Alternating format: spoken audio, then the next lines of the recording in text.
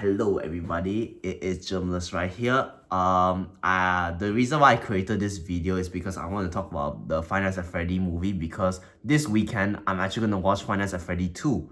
Don't know what time yet, but that's the plan that's what I'm gonna do. Just rewatch FNAF 1 with my cousins, and let's just say I really do miss it. It was really cool. Like, this is just a review. Like, I'm pretty sure people will just click off the video, but I just want to post it on my YouTube channel.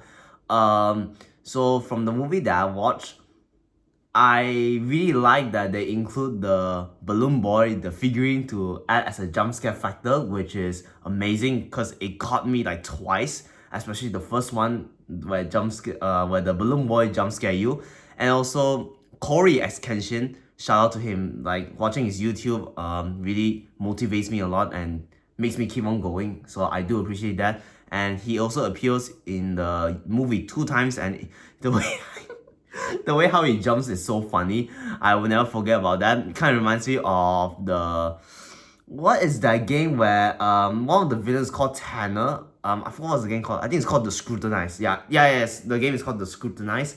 Yeah, the way how he jumped reminds me of that game inside the movie. And also, on a real note, Mike, which is Mike Schmidt, the main character of the movie, I like how they choose to play as the character of, as a type of guy who is logical, and what he says makes sense, but he often gets teased and bullied by a lot of people. Like, the police lady was so mad at him for doing something I can't really remember. Literally threatened him to shoot him. And we have Aunt Jane, who, let's just say, is literally just a rage bait character, which, let's just say, as an effect, it worked. But she died by Freddy, definitely. Don't know how. We guess we'll never know about it. And the officer thinks that he didn't lock the door, which actually Aunt Jane goons broke inside the building and ransacked the place. But karma exists, and they got destroyed. Foxy literally teleported and killed the person that sat next to Max.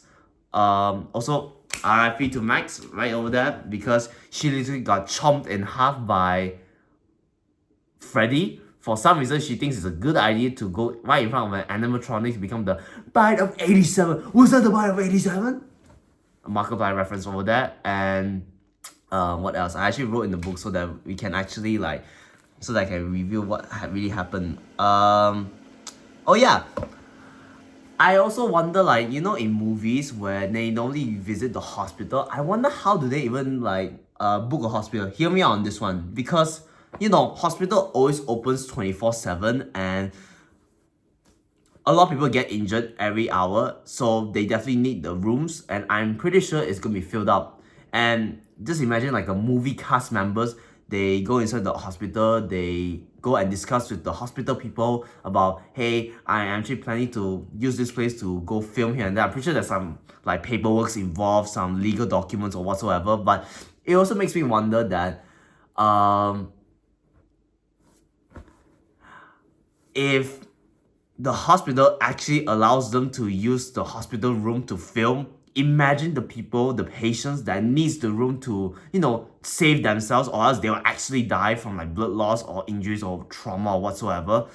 Imagine that. And then when the nurses and doctors were pushing the trolley where the patients are literally grabbing their own lives, and then they just see the freaking goofy goobers where they just acting they are in so much pain, where in reality they're just acting. That's why it's called actors anyway. I mean, duh. It'd be so funny to see the doctors and nurses reaction about it. What's another thing? I'm not kidding, I actually have a book right here where I actually write out about what did I see in the film that I really want to talk about in this video. Oh yeah, one discredit from the movie is that, also by the way, I did not talk and then delete the recording thinking that it didn't work. This is literally my first try, so you guys get to see the real authentic self. The next one will be, oh yes, the Foxy cutscene. To be honest with you, I'm kind of disappointed in that because I really do want to see the Foxy run, like, you know, the FNAF VR game where Foxy runs at you. Yeah, they didn't really include that in the movie, so I'm kind of disappointed in that. But other than that, really, the other aspects, the other elements where, like I said before, like the hospital, Robert playing as an Authorian where he's making logic sense, whereas other people, they are just like lost their mind, like the kid having imaginary friends talking to ghosts, Aunt Jane just, you know, a rage baiter and just want money, Max got chomped in half by Freddy, which I don't understand why she has to go right in front of Freddy's face. Corey X Kenshin making the appearance, which is amazing. So all those elements really cover up for the Foxy cutscene, which honestly a bit disappointed in that. And what else? Oh yeah, there are some scenes that are very emotional, like when Mike opened up about his past to what's the officer's name again?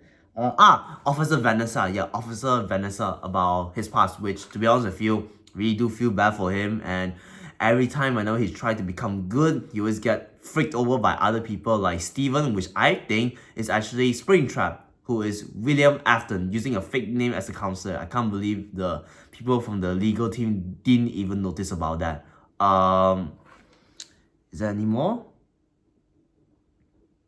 Actually, that's pretty much about it. So this is actually my first ever review of a movie. I don't know whether I'll create a playlist or what. I might even forget about it. But either way, I think you guys can even find the video here. I'm just going to leave it there. And yeah, that's just my review of Five Nights at Freddy, the movie, which I'm planning to watch the sequel, Five Nights at Freddy 2, this weekend on Sunday. So yeah, that's just my review on the movie, and I find it interesting. I'll give it like a solid 7.5 out of 10. It's good, not the best, but it is something that if I ever want to rewatch again, I don't mind. But not every single time, I'll get burned out from it.